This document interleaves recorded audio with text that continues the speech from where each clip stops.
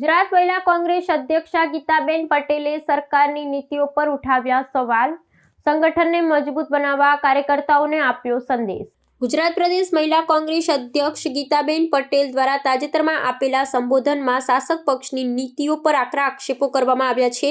તેમણે જાહેર કર્યું કે મહિલાઓ અને સામાન્ય જનતાના હક અને પ્રશ્નો પર સરકાર જવાબદાર રહે તે માટે કોંગ્રેસ પક્ષ સતત અને મજબૂતીથી પોતાનો અવાજ ઉઠાવશે। કોંગ્રેસ પક્ષનું પ્રતિનિધિત્વ કરતા નેતા તરીકે તેમણે સરકારે લીધેલા નિર્ણયો પર પ્રશ્નાર્થ ચિહ્ન મૂક્યો હતો। ગીતાબેન પટેલે પોતાના ભાષણ દરમિયાન કોંગ્રેસની વિચારધારા અનુસાર ભાજપ સરકાર દ્વારા કરાયેલા નિર્ણયો પર સવાલો ઉઠાવ્યા હતા અને જનતાની સમસ્યાઓ પ્રત્યે સરકારે તેની જવાબદારી નિભાવવી જોઈએ તેવો દાવો કર્યો હતો। તેમણે ભારપૂર્વક જણાવ્યું હતું કે જ્યાં સુધી સામાન્ય જનતાને ન્યાય નહીં મળે ત્યાં સુધી મહિલા કોંગ્રેસ શાંત નહીં બેસે અને સંઘર્ષ ચાલુ રાખશે।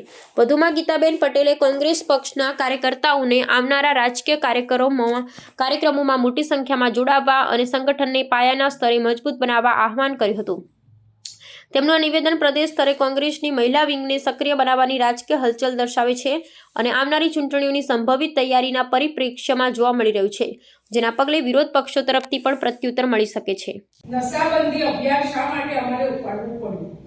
તો જન આક્રોશ યાત્રા જ્યારે લઈને આદરણીય અમિતભાઈ અને વિપક્ષ નેતા તુષારભાઈ જ્યારે ગામે ગામ બનાસકાંઠાથી લઈ અને બહુચરાજી સુધી જન આક્રોશ યાત્રા એમને જ્યારે કરી ત્યારે દરેક ગામે ગામ સૌથી વધુ પ્રશ્નો મહિલાઓના આવ્યા અને એમાંય ડ્રગ્સ અને દારૂના રવાડે ચડેલા યુવાનોના ત્રાસથી જે મહિલાઓને પરિસ્થિતિ ભોગવવી પડે છે એને લઈને મહિલાઓ ખૂબ જ પરેશાન છે।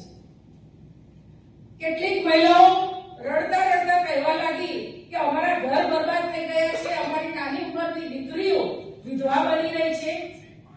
કેટલાક યુવાનો જેમના માતા પિતા એમને કોલેજમાં ભણવા માટે દેવા કરી રૂપિયા ખર્ચી અને મોકલે છે એ યુવાનો પણ અત્યારે ડ્રગ્સના રવાડે ચડી ગયા છે। ડ્રગ્સ એટલું બધું ખતરનાક વ્યસન છે કે દારૂ પીને આવેલો માણસ તો લથડિયા ખાતો હોય કે એની બોલી બદલાઈ જતી હોય એટલે બધાને ખ્યાલ આવી જાય ઘરના મેમ્બર્સનો। તો ડ્રગ્સ લઈને આવતો યુવાન ઘરમાં ક્યારે ડ્રગ્સ લઈને આવે છે એના માતા પિતાને ખબર નથી પડતી અને યુવાન એ રવાડે ચડી જાય છે અને એ નશામાં એટલો બધો બેહાલ થઈ જાય છે। હમણાં 1 વર્ષ પહેલા અમારી બાજુમાં સરસપુરમાં એવી ઘટના બની કે એક યુવાન ડ્રગ્સના રવાડે ચડી ગયો હતો અને એના લગ્ન હતા, સવારે જાન નીકળવાની હતી, રાત્રે દોસ્તો સાથે ડ્રગ્સ લઈને સૂઈ ગયો અને સવારે ઉઠી જ ન શક્યો।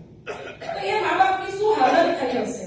એટલે સૌથી વધારે મહિલાઓ પર થતા અત્યાચારો, મહિલાઓ પર થતા રેપકાંડ, બળાત્કાર અને જે મહિલાઓનું શોષણ થઈ રહ્યું છે એ બધામાં ક્યાંક ને ક્યાંક આ ડ્રગ્સ અને દારૂબંધી જવાબદાર છે અને એના માટે આજે અમે મહિલા કોંગ્રેસ દ્વારા એ અભિયાનને આગળ લઈ જતા આવતીકાલથી હું સૌરાષ્ટ્રના પ્રવાસમાં નીકળવાની છું અને દરેક જિલ્લે મારો પ્રવાસ થશે અને ત્યાં તમામ તાલુકાની બહેનો સાથે જોડાઈ અને ગામ ગામ સુધી નશાબંધી અભિયાન મહિલા કોંગ્રેસ દ્વારા ચલાવવામાં આવશે। જ્યાં અડ્ડા હશે અને જ્યાં ડ્રગ્સ, દારૂ અને ચરસ ગાંજા મળતા હશે એવી જગ્યાઓ ઉપર જાણકારી પોલીસ તંત્રને કરવામાં આવશે અને ન કોઈ એક્શન લેવાય તો મહિલાઓ દ્વારા રેડ પણ પાડવામાં આવશે અને આવનારા સમયમાં જો આના ઉપર સરકાર પણ કોઈ પગલાં નહીં લે તો મહિલાઓ રોડ ઉપર આવી અને આનું આંદોલન કરશે।